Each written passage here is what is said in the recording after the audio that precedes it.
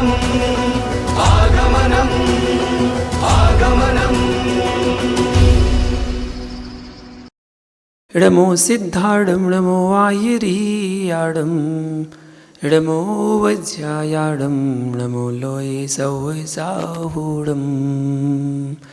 जब अनंतानंद सिद्ध परमेष्टि भगवान की, मूल नायक श्री महावीर भगवान की, परम पूज गुरुदेव गणाचार्य श्री विराग सागर जी महामुनि राज की, चर्या सुवर्णियाचार्य श्री विशुद्ध सागर जी महामुनि राज की, अहिंसा में विश्व धर्म की।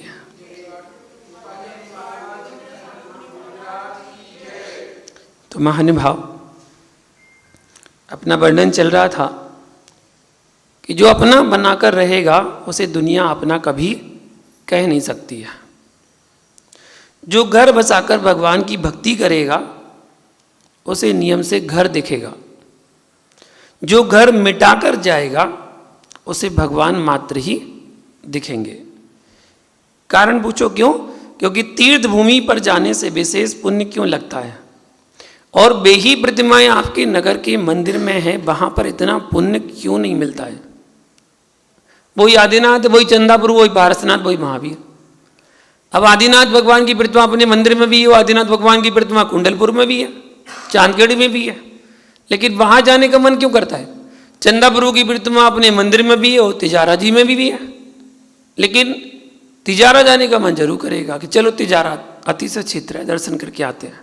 वही महावीर भगवान अपने यहाँ हैं और वही महावीर भगवान की प्रतिमा महावीर जी में है, तो उसके दर्शन करने के भाव होंगे। और वही पारसनाथ अपने यहाँ है और सम्मेद शिखर में पारसनाथ है, लेकिन सम्मेद शिखर के पारसनाथ के लिए दर्शन करने तो इतने किलोमीटर चढ़ के चले जाओगे, वो तो दर्शन करने में बड़ा आनंद आता है ना। तो आपके नगर के मंदिर में है वही प्रतिमाएं, वहां पर इतना पुण्य क्यों नहीं मिलता? कारण क्या? अंतर क्या है?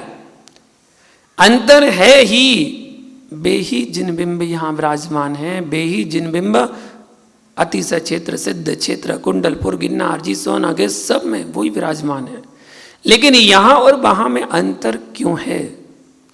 नगरों में, मंदिरों में खूब भक्ति होने पर भी पुण्य में अंतर होता है, और तीर्थ भूमि के मंदिर में विशिष्ट पुण्य मिलता है। इसका हेतु क्या है? यही सिद्ध चक्र विधान अपन ने यहाँ किया, और यही सिद्ध चक्र विधान सिद्ध क्षेत्र, पारसनाथ, सम्मेद शिखर जाके करते तो वहाँ और यहाँ में कितना अंतर समझ में आता। बहुत अंतर आता है। एक स्थानीय और एक बाहर, दोनों में अंतर है। कोई अपने यहाँ बाहर से कोई आ जाता ना, कहते बाहर से आए भैया, बाहर से आए, कितना आदर देते, अपन सम्मान देते। और अपने यहाँ का अपने यहाँ कहता है बैठ जाओ, आराम बैठ जाओ यहीं पर। और कोई बाहर का होगा तो आइए ना भैया, आइए ना, यहाँ बैठी ना, आगे आइए ना, कितना आदर सम्मान देते हैं। तो स्थानीय और बाहर में बहुत अंतर होता है। आपके आने जाने में भी अंतर हो जाता है। मेहमान दिखता है बाहर वाला, बाहर वाले से आए भैया, बाहर से आया, जबकि हैं तो वो श्रावक ही है, चाहे वो कहीं क्यों है तो श्रावक। तो बाहर वालों का पता है कि यहाँ हमारा कोई भी नहीं है। बाहर वालों को पता है कि यहाँ हमारा कोई नहीं है। यहाँ वालों को राग है, इसलिए पूरा मनोयोग स्थिर नहीं हो पाता।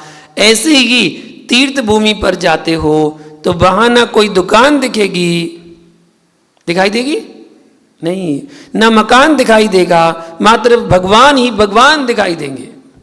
यहाँ तो आपकी दुकान भी है, मकान भी है, रिश्तेदार भी हैं, कुटुंबीजन भी हैं, और क्षेत्र पर जाओगे तो कोई दिखने वाला नहीं है। और आप घर के गांव के मंदिर में आते हो, वहाँ मात्र समय पर आते हो, बाकी अपने घर चले जाते हो, परिणामों की विशुद्धि बनती है।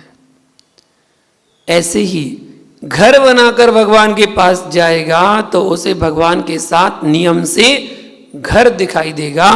घर मिटा कर जाएगा तब उसे पता है कि अब सहारा कोई भी नहीं है, घर मिटा कर आए हैं, सब ये ही हैं। भैया कालिया नाग बन के जाने का, निर्ग्रंथ योगी बनना है तो क्या बन के जाना? कालिया नाग बन के जाना। कालिया नाग कभी अपना घर नहीं बनाता, ऐसे ही निर्गंध बन के जाओ तो अपना घर नहीं बनाना। पता चले कि 500 गज का घर छोड़ के आए थे और 2 एकड़ का घर बना लिया। 500 गज छोटा सा फ्लैट था, वो फ्लैट छोड़कर गए और 2 एकड़ में अपना घर बना लिया। कहने को हमने भगवान का घर बनाया, कहने के लिए। जैसे नाग को अपने घर का विकल्प नहीं होता, ऐसे ही निर्ग्रंथों को अपने भवन का कोई विकल्प नहीं होता। जिस भूमि में रात्रि हो जाए वहीं विश्राम गृह हो जाता है, चाहे वो धर्मशाला हो और चाहे वो खेत हो। खुला खेत भी मिल जाए, रोड किनारे जो खेत होते हैं उन खेतों पर भी विश्राम हो जाता है। जहां प्रातः हो जाए वहीं गमन स्थान हो जाता है। कितना आनंद का जीवन है। कहीं गड्ढा हो तो भी विकल्प नहीं है, कहीं मोती बरस रहे हो तो भी कोई विकल्प नहीं है। अपना बनाकर रखोगे तो नियम से राग रहेगा। अभी किस धर्म के बारे में समझ रहे हैं हम? अकिंचन, खाली होना। अकिंचन धर्म प्रारंभ नहीं हुआ है, बात गहरी समझो। अभी अकिंचन धर्म अपना प्रारंभ नहीं हुआ है। जहां कर्तृत्व दृष्टि है वहां नियम से राग दृष्टि है, जहां राग दृष्टि है वहां तो नियम से क्लेश दृष्टि है। क्लेश होगा। मेहमानी करने जाते हो तो मात्र पेट भरने तक का राग होता है, बस। शेष उनके घर में क्या क्या विषमताएं हैं कोई भी विकल्प नहीं रहता। किसी के जाओ बस खाना खाने का रहता है, खाना खाना है बस। उसके क्या हो रहा, कौन नहीं आ रहा, कौन जा रहा, क्या करना। बाहर जाते ही तू ज्ञानी पंडित जैसा दिखने लगता है, लोग सम्मान देंगे कि बाहर से आए हैं। भैया 4 दिन को घर छोड़ा तो इतना सम्मान मिला, जो जीवन भर को घर छोड़ देगा उसे कितना सम्मान मिलेगा। छोड़कर तो देखो, घर छोड़कर तो देखो। ध्रुव सत्य है कि पकड़ने वाले को कोई सम्मान नहीं मिलता, छोड़ने वाले का सम्मान नियम से सर्वत्र होता है। सभी जगह चले जाओ, कहीं भी भारत के किसी भी प्रांत में चले जाओ, चाहे किसी भी स्थान पर चले जाओ, उसका सम्मान होगा। विश्वास रखना, जिसके घर में आप मेहमानी करने गए थे वह सम्मान भी आपको तब तक ही दे रहा था जब तक तुमने उसके घर में कुछ मांगा नहीं था। नहीं तो आप सब अनुभवशील हो। अनुभवशील, अगर मांग लिया मेहमानी खत्म, उठा के खा लो। मांगना नहीं है। सासू तेरा सम्मान तब तक ही करेगी जब तक तूने वहां दहेज की बात नहीं की, तब तक तो सासू मां खूब सम्मान करेगी। विश्वास रखना, जिस दिन तू कह देगा कि घड़ी चाहिए है उस दिन तेरा सम्मान नष्ट हो जाएगा। जब तक तू कुछ नहीं मांग रहा था तब तक तू दामाद था। मांगने लग जाएगा तू लेने वाला हो जाएगा। सम्मान तभी तक है जब तक मांगा नहीं है। मांगा तो फिर सम्मान समाप्त। अब उसके मन में आता है भैया यह कुछ मांगने वाले हैं, क्योंकि मांगने वाले से तो दुनिया घबराती है कि कुछ मांगने वाला है।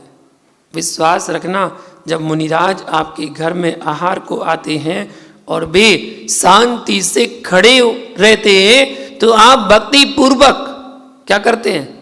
देते हैं। हाथ जोड़कर विनय पूर्वक प्रसन्न मुद्रा में देते हैं।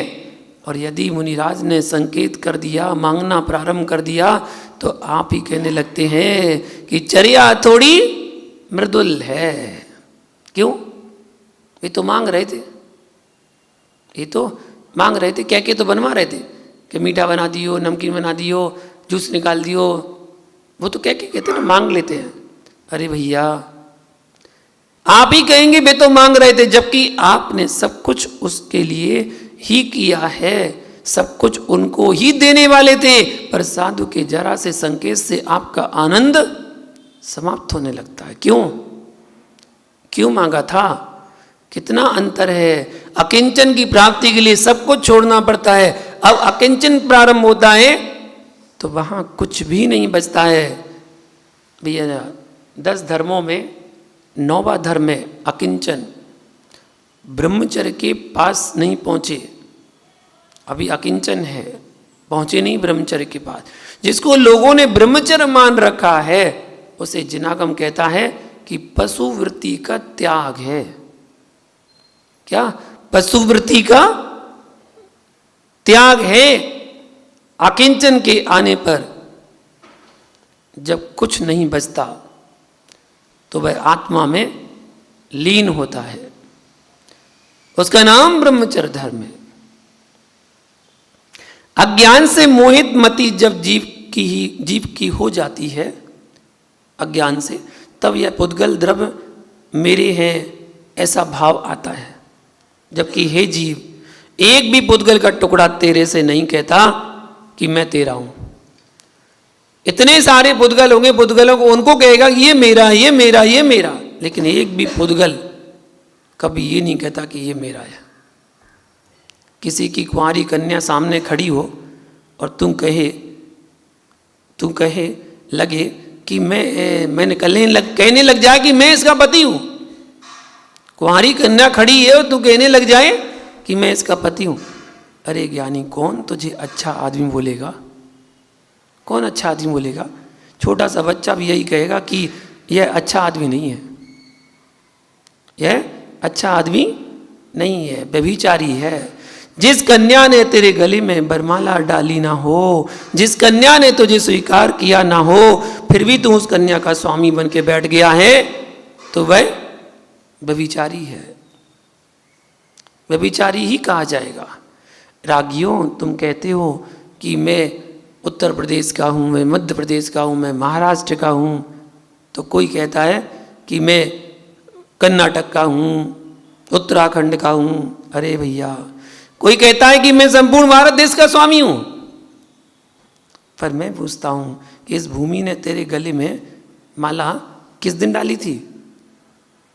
तारीख तो बताओ, किस दिन तुम्हें स्वामी स्वीकार किया था कि तुम मेरे स्वामी हो? भूमि ने तुझे पति स्वीकार किया ही नहीं है। भारत की भूमि कहाँ से प्रारंभ होती है और कहाँ तक जाती है? कश्मीर से प्रारंभ होकर कन्याकुमारी तक जाती है। देखो, वह कन्या तो कुमारी की कुमारी है। कहाँ तक है? कन्या कुमारी। मालूम, ऐसा आचार्य सिंह ने बताया था एक बार कि कन्याकुमारी का नाम कब से चल रहा है? मालूम कब से चल रहा है? आदिनाथ के समय से। आदिनाथ ने अपने सभी पुत्रों को राज्य दे दिया, पूरे भरत क्षेत्र में सबका राज दे दिया। तुम्हें यहाँ का, तुम्हें यहाँ का, सबको राजा बना दिया। 100 पुत्र थे, सबको राजा बना दिया, सबको राजा बना दिया। अब पुत्रियों ने विवाह तो किया नहीं, शादी तो की नहीं, और ब्रह्मचारी बन गई। मतलब उन्होंने ब्रह्मचर्य बदले लिया कि अब तो मैं शादी करूंगी नहीं। बोले इनका कौन ध्यान रखेगा? हम तो दीक्षा लेने जा रहे हैं, इनका कौन ध्यान रखेगा? तो उन दोनों को वहां का राज्य दे दिया, उस क्षेत्र का राज्य दे दिया। उस क्षेत्र का नाम पड़ गया, 2 कुमारी कन्याओं ने राज्य किया, वो कन्याकुमारी नाम क्षेत्र पड़ गया। ऐसा कन्याकुमारी। अच्छा, विद्यानंद जी महाराज ने बताया था कि उस क्षेत्र को नाम ऐसा हो गया, कन्याकुमारी। भारत का पति हुआ कौन है? यह शीलवंत भूमि है, शील का पालन करने वाली कन्याकुमारी है। इसका कोई स्वामी ना था, ना है, ना कभी होगा। जो जो इस भूमि पर आए सभी ने कहा कि मैं इसका अधिपति, मैं इसका राजा, मैं इसका स्वामी। कब तक के लिए? जब तक आयु है, जब तक सांस चल रही है, बस। उसके बाद कोई दूसरा हो जाएगा, उसके बाद कोई दूसरा हो जाएगा, उसके बाद कोई दूसरा हो जाएगा। ना जाने कितने स्वामी के बन आए अपने स्वामी बनने के लिए, लेकिन कोई स्वामी बन नहीं पाया, कोई भी नहीं बन पाया। सारे के सारे अपनी आयु पूरी करके चले गए। भूमि तो जैसी थी वैसी ही है। अकिंचन धर्म ने सबसे भिन्न तुमको क्यों करा दिया? स्फटिक मणि के सामने जैसा पुष्प आएगा वैसा ही स्फटिक का वर्ण हो जाएगा। लाल पुष्प करो तो लाल हो जाएगा, पीला करो तो पीला हो जाएगा। जैसा पुष्प स्फटिक के सामने रखोगे। वैसे ही भैया जैसी वस्तु तेरे सामने होती है वैसा ही तेरा चित्त हो जाता है। इसलिए प्रभु के पादमूल में परिणाम प्रभुमय होंगे और रागियों के बीच में रहेगा तो रागमय परिणाम ही होंगे। इसलिए अकिंचन धर्म कहता है कि रागियों से दूर हो जाओ। जिनके बीच में रहोगे उनकी वर्गणाएं आपको प्रभावित करेंगे। आचार्य विद्यानंद जी मुनिराज अक्सर कहते थे, नहीं रागियों के साथ नहीं रहना, श्रावकों के बीच में ज़्यादा नहीं बैठना। श्रावकों की संगति ज़्यादा करोगे तो वो वही बातें करेंगे, राग की बातें करेंगे, बस उस राग में नहीं फंसना। संगति करना है तो विद्वानों की करो, त्यागी वृत्तियों की करो, जिनकी संगति करके हमारे और उत्कृष्ट निर्मल परिणाम होंगे और उन जैसा बनने के भाव होंगे और आगे बढ़ने के भाव होंगे। हमें प्रमोशन करना है, डिमोशन नहीं करना, नीचे नहीं आना। जब मुनिराजों के पास आप जाते हो तब अलग होते हो और जब रिश्तेदारों के पास जाते हो तब अलग होते हो। और माँ के पास अलग, फिर बेटे की माँ के पास अलग होते हो। अपनी माँ के पास अलग होते हो और अपने बेटे की माँ के पास अलग होते हो। यह अंतर क्यों आया? प्रभु के पादमूल में भक्त बन के जाएगा, रागियों के पास जाएगा तो स्वामी बन के जाएगा, इतना अंतर होता है। इसलिए अकिंचन धर्म की प्राप्ति के लिए कह दिया कि क्या हो जाओ, सबसे दूर हो जाओ। जब सबसे दूर हो गया अब क्या बचा तेरे पास? अब बहुत कुछ है। आंखों से निहार जो रहा था वह पर वस्तु थी और जो अकिंचन धर्म कह रहा है वह निज वस्तु है। नियम सार ग्रंथ में क्या कहते हैं?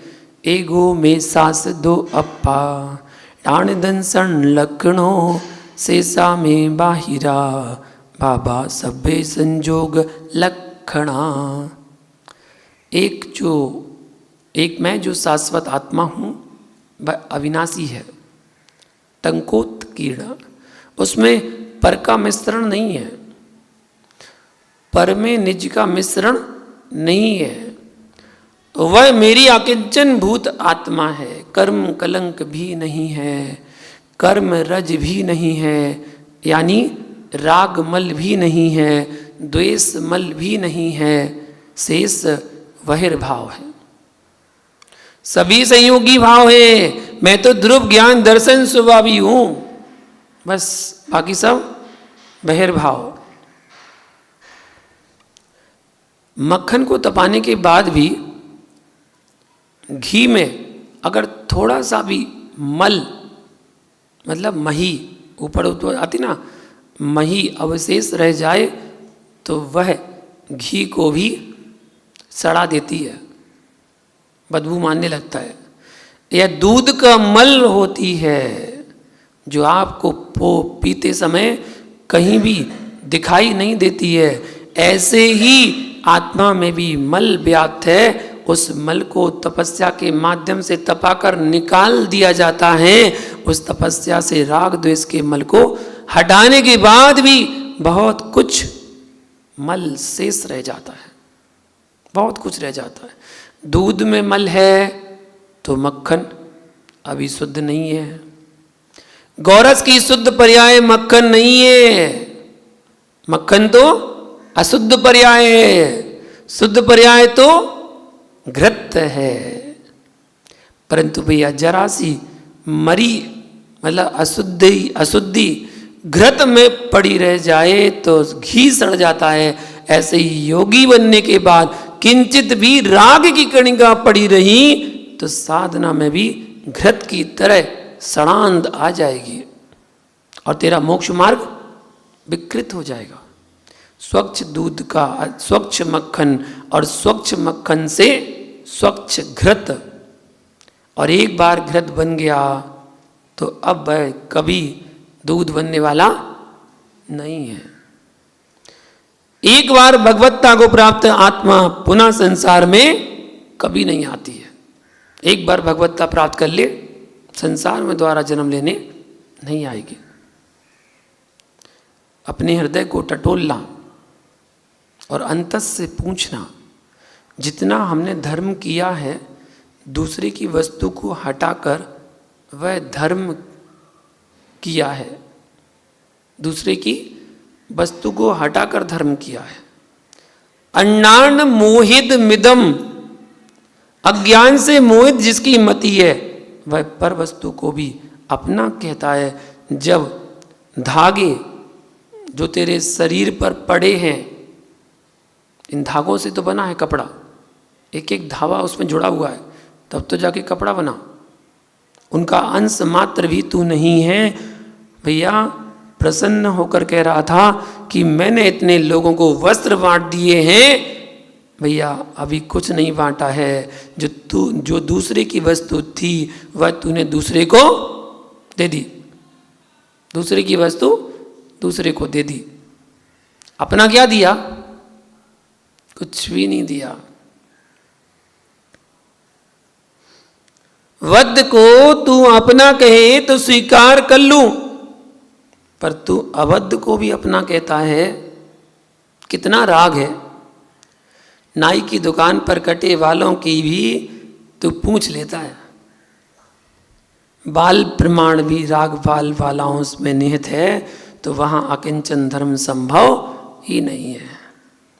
आज तक जो तेरी दुर्गति हुई है और हो रही है, उसका मुख्य कारण यही है कि या तो बाल में राग है या बालाओं में राग है, या तो बाल में राग है या बालाओं में राग है। बाल में राग वही करते हैं जो दूसरों की बालाओं को बाल में लिपटाना चाहते हैं। बाल के रागी कभी भी बाल ब्रह्मचारी हो नहीं सकते हैं, कभी भी अकिंचन को प्राप्त कर नहीं सकते हैं। धिक्कार हो, राग की तीव्रता में छोटे मोटे राग समझ में नहीं आते हैं। प्रकृति अपना परिणमन कर रही है, पर तू उसके विपरीत परिणमन कर रहा है। सफेद बालों को रंगने की क्या आवश्यकता है? कितने तेल, शैम्पू, हिंसक सामग्री के रूप आ रहे हैं। अब किसके पीछे? राग की तीव्रता। बाल सफेद हो गए ना, हो गए तो हो गए, और रंगने की क्या आवश्यकता है? राग की तीव्रता पर दृष्टिपात करना पड़ेगा। ध्यान रखना, इन वृद्धों से कह देना कि बत्ती सी गिर जाए तो लगवा सकते हो, सफेद बाल भी काले करवा सकते हो, लेकिन यमराज से समझौता करने की तुम्हारे पास कोई ताकत नहीं है। जब आयु कर्म आएगा तो काले वाले भी जाएंगे और सफेद वाले भी जाएंगे, सबको जाना पड़ेगा। तो प्रकृति के साथ तो क्यों विपरीत परिणमन करता है? इसलिए दिगंबर मुनि बनने के पहले भावना बना लेना, और दिगंबर मुनि बन गया तो कपड़े ही छोड़ देना, खत्म। ऐसे ही आया था ऐसे ही जाऊंगा। जन्म लिया तो नग्न और जाऊंगा तो नग्न। तुम लोग ये सब बीच के लफड़े करने वाले हो, जहां पर कपड़ा वहां पर लफड़ा, जब जब कपड़ा तब तब लफड़ा। कपड़ा है तो खरीदने की टेंशन, आ गया तो सिलवाने की टेंशन, सिलवा दिया तो धुलवाने की टेंशन, अब इस्त्री की टेंशन, फट गया तो सिलवाने की टेंशन, फिर से सिलवाओ, रफू करवाओ, ठीक है। पुराना हो गया तो फिर किसी को दे दो भैया, जब फिर कोई घिस जाए ना तब किसी को दे दो। हर बार टेंशन है। इसलिए आचार्य जी कहते थे, बोले कपड़ा तो लफड़ा, बोले बेटा तब तक छुल्लक रहोगे तब तक लंगूट धुलवाने की विकल्प तो रहेंगे। अब क्या करें? अब कोई ने कपड़े नहीं धोए थे, अब क्या करें? आहार का समय हो गया, अब कैसे धुलें? कैसे धुलें? करो भैया, गीले करो, गीले करके पहन के जाओ। शुद्धि तो करना पड़ेगी, बिना शुद्धि के थोड़ी पहनोगे। तो जहाँ जहाँ कपड़ा वहाँ वहाँ लपड़ा। जब आए थे तो नग्न आए थे, और मुझे भारतीय परंपरा का भी ज्ञान है, यहाँ वस्त्र सहित किसी को जलाया नहीं जाता है। जब भी जन्म लिया था विश्व में ऐसा कोई जीव नहीं आया जो जन्म के समय वस्त्र सहित आया हो।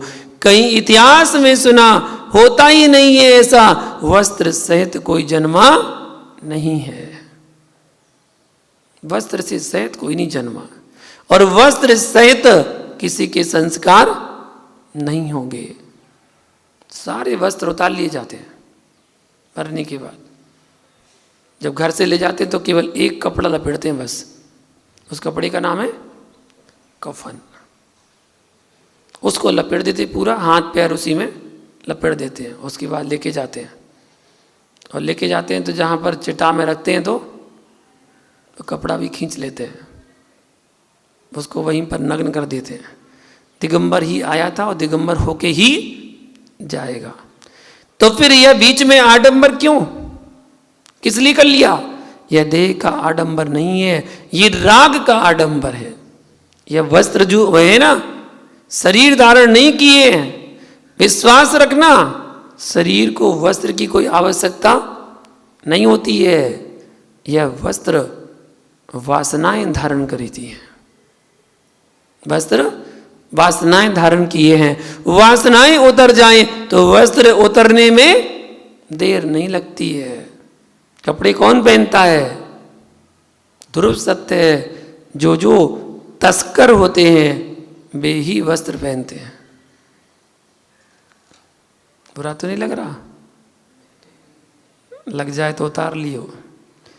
जो तस्कर नहीं होता है वह कभी वस्त्र पहन नहीं सकता है। समझ गए क्या? दूसरे की वस्तु को कपड़ों में उठा लेना यही मात्र चोरी नहीं है।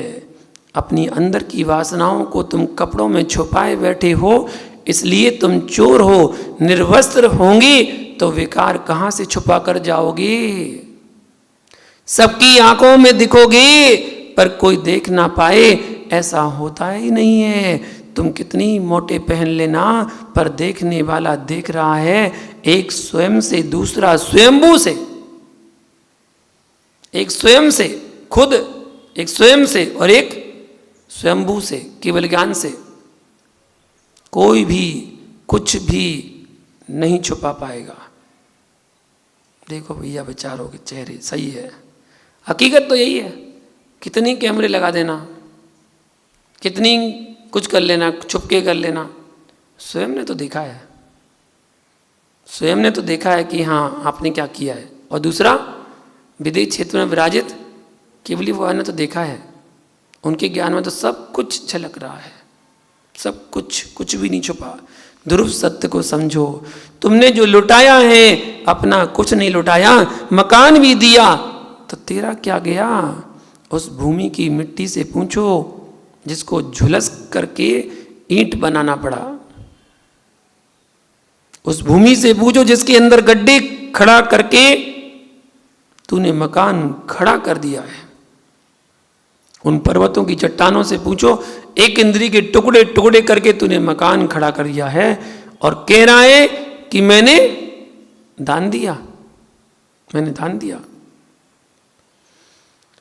तूने अपना क्या दान दिया? दूसरे की वस्तु को इकट्ठा कर दिया और कहता है कि मैंने दान दिया। ध्रुव सत्य है कि बिना दिगंबर मुनि बने अहिंसा का पालन हो नहीं सकता। पूर्ण अहिंसा का पालन तो दिगंबर मुनि अवस्था में ही हो सकता है।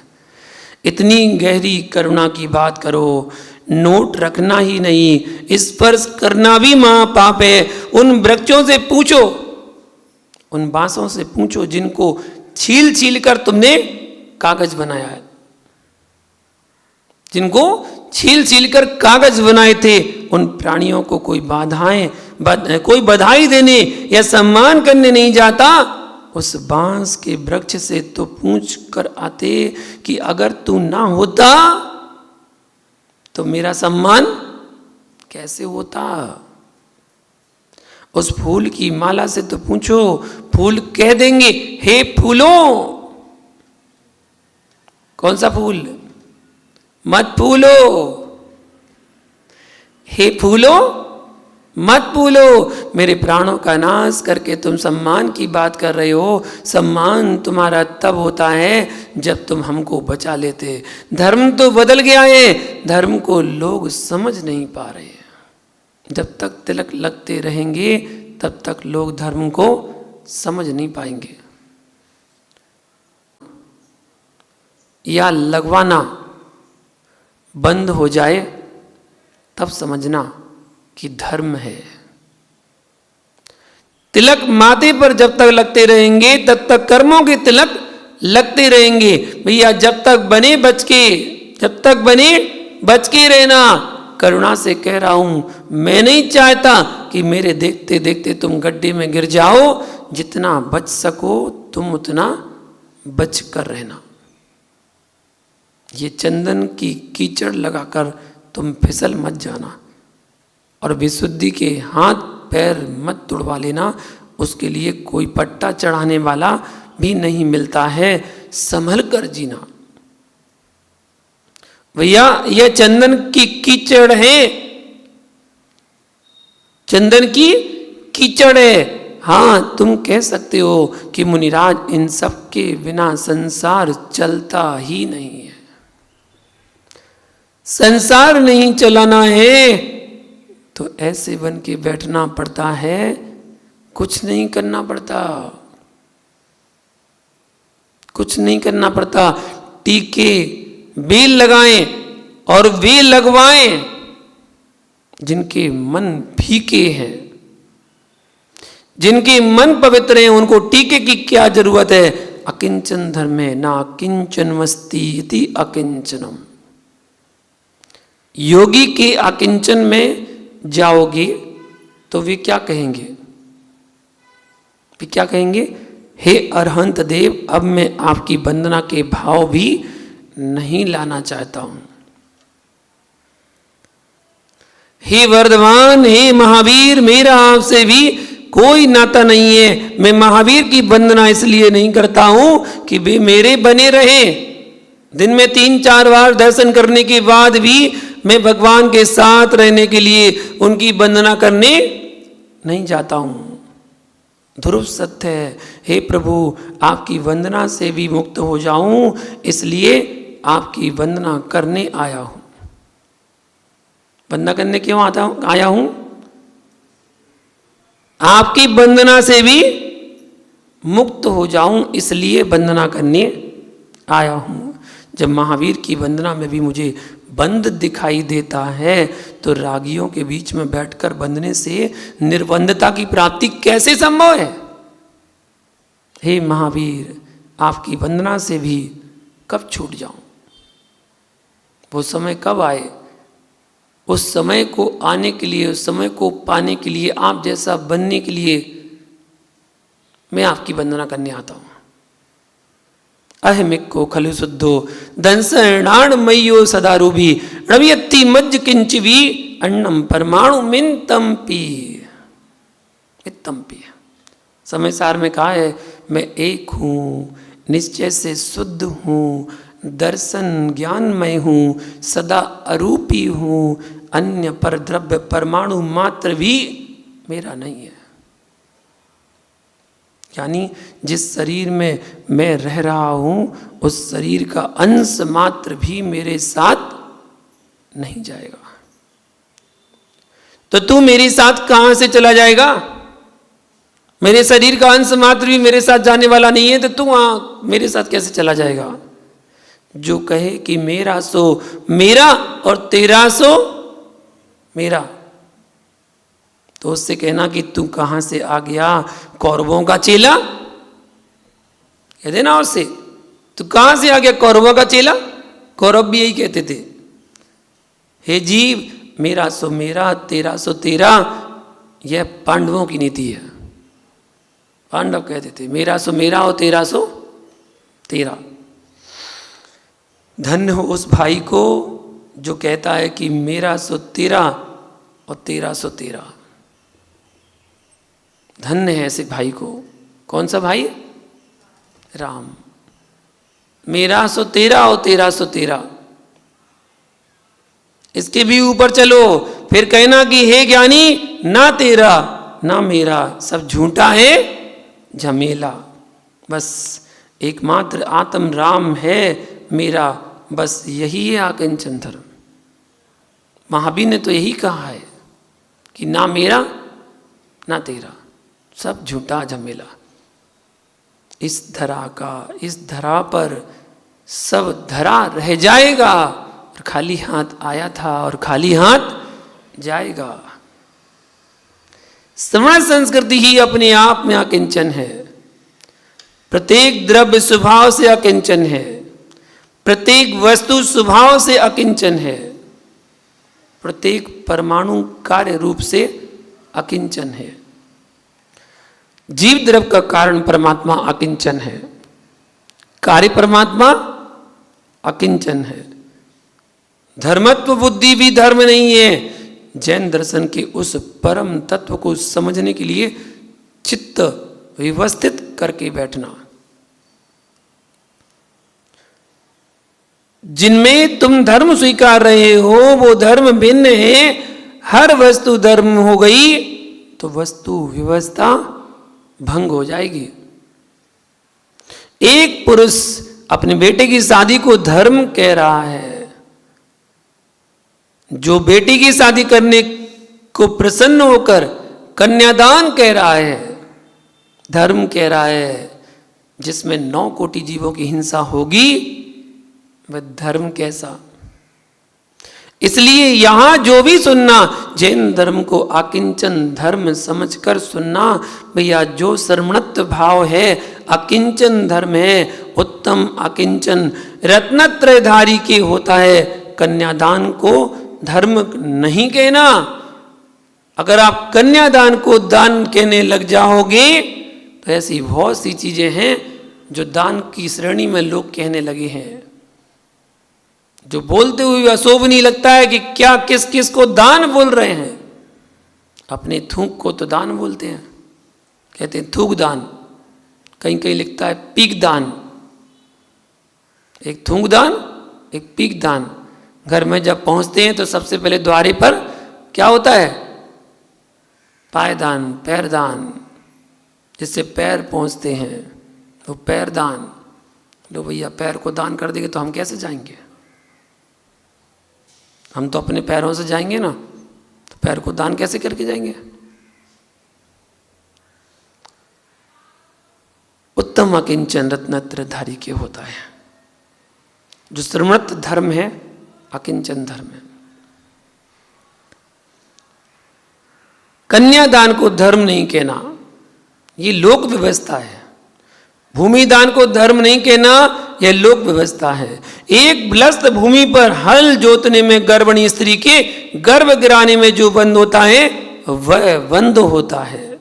इसलिए निर्गंत तपोधन इसे धर्म नहीं कह पाएंगे, चाहे राम हो और चाहे आदिनाथ हो। अकिंचन धर्म में लीन हो रहे थे, पर इनको लोक व्यवस्था, राज व्यवस्था, गाय व्यवस्था, दुनिया के हाथी घोड़े सब कोई व्यवस्था दृष्टिगोचर नहीं हो रही थी। ये ही उनको पालना था। तो शांति कुंत अरय कोटि 18 घोड़े छोड़े 84 लाख हाथी। 84 लाख हाथी और 18 करोड़ घोड़े थे भरत चक्रवर्ती के पास। सब कुछ छोड़ दिया। लोक व्यवस्था आत्म अवस्था दोनों भिन्न है। लोकाचार का जीवन क्षणाचार श्रवणाचार नहीं है, और श्रवणाचार में लोक का जीवन नहीं होता। इसलिए अकिंचन धर्म बहुत दिन बाद आया है। इसका तात्पर्य समझना, जिन शासन में जो अकिंचन कहा जा रहा है वह क्या है। हे श्रवण, पर की रक्षा के राग में तेरे परिणामों में क्लेश होता है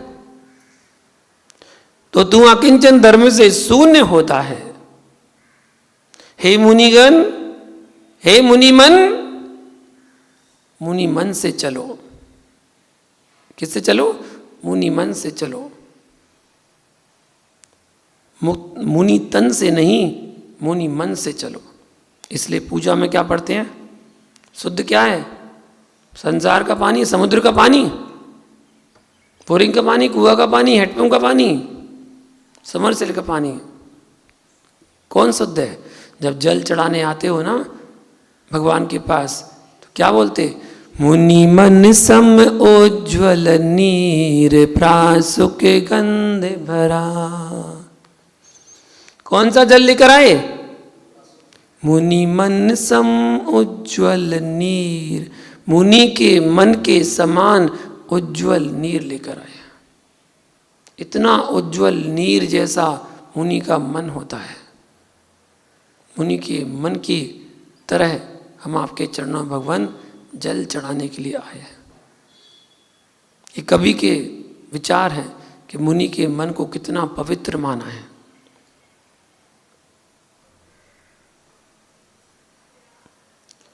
भैया, पर की रक्षा के राग में तेरे परिणामों में क्लेश होता है तो तू आकिंचन धर्म से शून्य होता है। इसलिए आचार्य भगवान ने कहा कि मुनि मन से चलो, मुनि तन से मत चलो। मुनि तन पिची कमंडल से युक्त होगा और मुनि तन वैर हिंसा से दूर रहेगा। लोक की हिंसा अहिंसा पर दृष्टि डालेंगे तो मैं आत्म अहिंसा को प्राप्त नहीं कर सकूंगा। विषय कठिन है, अंदर प्रवेश करके समझोगे तभी समझ में आएगा। संक्लिष्टता ही हिंसा है। क्या बोल रहे हैं? संक्लिष्टता ही हिंसा है। जहां तुम्हारे परिणामों में संक्लिष्टता ने जन्म लिया वहां हिंसा प्रारंभ हो चुकी है। असंक्लेश भाव में लीन हो जाना ही अहिंसा है। श्रावकों, तुम उस परम अकिंचन्य भाव में लीन नहीं हो सकते हो, इसलिए आपको व्यवहार अहिंसा का पालन करना चाहिए। जो परम अहिंसा में प्रवेश कर चुके हैं उन्हें व्यवहार अहिंसा से भी दूर हो जाना चाहिए। वहां तो निज की हिंसा हो जाएगी। योगी गम रहस्य परमात्मानम, अकिंचन धर्म स्व की लीनता है। स्व की लीनता, स्व की लीनता नहीं, स्व यानी स्वयं निजात्मा, स्व यानी धन। एक शब्द के दो अर्थ निकल रहे हैं। स्व यानी स्व की लीनता नहीं, स्व यानी स्वयं निजात्मा और स्व यानी धन। धन, धन धान्य वस्तु हिरण्य सुवर्ण कुप की लीनता अकिंचन धर्म नहीं है। स्वयं की लीनता अकिंचन है। तुम्हारी धर्म में बुद्धि जा रही है, यह भी धर्म नहीं है। क्या? तुम्हारी धर्म में बुद्धि जा रही है, यह भी धर्म नहीं है। किस धर्म में बुद्धि जा रही है? परमार्थ दृष्टि सुनना है तो विचलित मत होना। ये परमार्थ दृष्टि की बात चल रही है, विचलित मत होना। धर्म बुद्धि भी आत्मा का धर्म कैसा? जहां आपका सोच समाप्त हो चुका होता है तब धर्म की बातें प्रारंभ होती हैं। जब तक सोच है तब तक धर्म नहीं है, बुद्धि धर्म नहीं है। क्षयसमिक ज्ञान है, कर्म सापेक्ष है। धर्म तो त्रैकालिक होता है। जिस धर्म की प्राप्ति के लिए आप आए हो वह बुद्धि नहीं है। बुद्धि उपाय का विचार करने वाली है, बुद्धि सोचने वाली है। धर्म तो आत्मा का ज्ञायक भाव है। बुद्धि भ्रष्ट होती है, बुद्धि नष्ट होती है, बुद्धि पलायन करती है, बुद्धि विकास को प्राप्त होती है। धर्म नष्ट नहीं होता, धर्म ना उत्पन्न होता है और ना ही नाश को प्राप्त होता है, वह धर्म है। मेरा ज्ञायक भाव जो कभी नसेगा नहीं। बुद्धि यदि त्रैकालिक हो गई तो सिद्धालय में भी बुद्धि मानना पड़ेगी। अगर बुद्धि त्रैकालिक शाश्वत हो गई तो सिद्धालय में बुद्धि मानना पड़ेगी कि सिद्धालय में भी बुद्धि होती है, जबकि सिद्धालय में तो मात्र आत्मा होती है, जबकि सिद्ध शिला पर कोई बुद्धि नहीं होती है। मुझे तो बुद्धि विहीन होना है। क्या होना है? बुद्धि विहीन होना है। उस बुद्धि विहीन होने के लिए बुद्धि प्राप्त करना पड़ेगी। अभी तो बुद्धि लगानी पड़ेगी। जब तक बुद्धियां चलती रहेंगी तब तक संसार का अंत नहीं हो सकता है। जितने राग द्वेष पंथ संत आदि के विकल्प आ रहे हैं, सब किसकी देन? बुद्धियों की देन है। सब कुछ बुद्धियों की देन है। बुद्धि ही परिग्रह है। बुद्धि से समझना, तब समझ में आएगा। बुद्धि से समझोगे तब समझ में आएगा कि बुद्धि ही परिग्रह है। मैं समझता हूं कि यह औषधि थोड़ी ज्यादा गरिष्ठ हो रही है, लेकिन होने दो। 7 दिन तक यदि व्यक्ति जहर भी खाए तो पचना प्रारंभ हो जाता है। क्या? जहर 7 दिन तक जहर लगातार खाता रहे तो जहर भी पचना प्रारंभ हो जाता है। ये जिनवाणी अमृत है। शक्तिशाली बनाने के लिए चाणक्य ने चंद्रगुप्त को हल्का हल्का जहर देना प्रारंभ किया। हल्का हल्का जहर दिया। आप किसी को देने मत लगना, वरना कुछ कहो कि बोले पक्का करेंगे उसको, हल्का हल्का जहर देके मजबूत बना देंगे। आप किसी को जहर मत देना। औषधियों से रोग ठीक होने लग गए तो वैद्यों की आवश्यकता नहीं पड़ेगी, है ना। केवल औषधि से रोग ठीक होने लग गए तो वैद्य लोगों की क्या जरूरत है? मेडिकल पर जाओ, सीधा औषधि लेके आ जाओ, बस काम खत्म। केवल मात्र औषधियों से रोग ठीक नहीं होते हैं, वरना हर कोई व्यक्ति मेडिकल में जाकर के औषधि खाने लग जाएगा। नहीं। और औषधि खाई, मेडिकल पे गया, औषधि लाई, खाई, चला गया। पिछी कमंडलू और नंगे होने से मुनि बनने लग गए तो फिर आचार्यों की कोई आवश्यकता नहीं होगी। ग्रंथ पढ़कर प्रायश्चित होने लगे तो गुरुओं की कोई आवश्यकता नहीं होगी। ग्रंथ देखकर प्रतिष्ठा होने लगेगी तो प्रतिष्ठाचार्यों की आवश्यकता नहीं होगी। इसलिए विषय को समझना। 7 दिन तक व्यक्ति लगातार अगर जहर खाए तो उसे भी पचाने की सामर्थ्य आ जाती है। फिर तो अरहंत की देशना अमृतभूत है, वह तो नियम से पचेगी, जरूर पचेगी। अभी समझ में नहीं आ रही है, आएगी। बुद्धि परिग्रह है, फिर भी बुद्धि चाहिए। बुद्धि परिग्रह है, फिर भी बुद्धि चाहिए। इस बात को समझने के लिए भी बुद्धि चाहिए। जितने प्रकार के पाप हो रहे हैं, जितने प्रकार से पाप का संचय हो रहा है, सब बुद्धि से कर रहे हैं। आप सब बुद्धि से कर रहे हैं ना। आप इच्छा बुद्धि में होती है, आकांक्षा किसमें है? कुंद कुंद स्वामी ने समय प्रावर्त नामक ग्रंथ में लिखा है कि इच्छा परिग्रह है। ये कुंद कुंद आचार्य की वाक्य। इच्छा परिग्रह है। वह इच्छा बुद्धि में हो रही है कि कहीं पड़ोस में हो रही है? कोई भी चीज की इच्छा हो रही है, कहाँ हो रही है? बुद्धि में तो हो रही है। जहां तक बुद्धि चल रही है, आकांक्षा चल रही है, वहां तक परिग्रह है, वहां तक परिग्रह है। श्रमण धर्म कह रहा है कि बुद्धि परिग्रह है। श्रमण धर्म कह रहा है कि बुद्धि परिग्रह है। कौन सा धर्म? अमुक व्यक्ति ने अमुक धर्म की स्थापना की।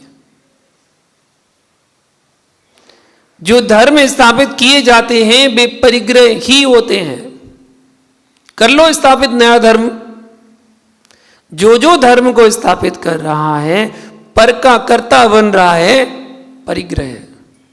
किसी भी व्यक्ति ने किसी भी संप्रदाय को जन्म दिया है तो वह दुर्गति का पात्र है।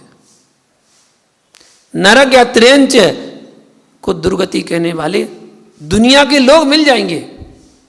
नरक और त्रेंच को दुर्गति कहने वाले दुनिया के लोग मिल जाएंगे, परंतु अकिंचन धर्म कह रहा है कि स्वर्ग भी दुर्गति है, नरक भी दुर्गति है, त्रेंच भी दुर्गति है, और तो और मनुष्य भी दुर्गति है। एकमात्र पंचम गति ही सुगति है, सिद्ध गति है।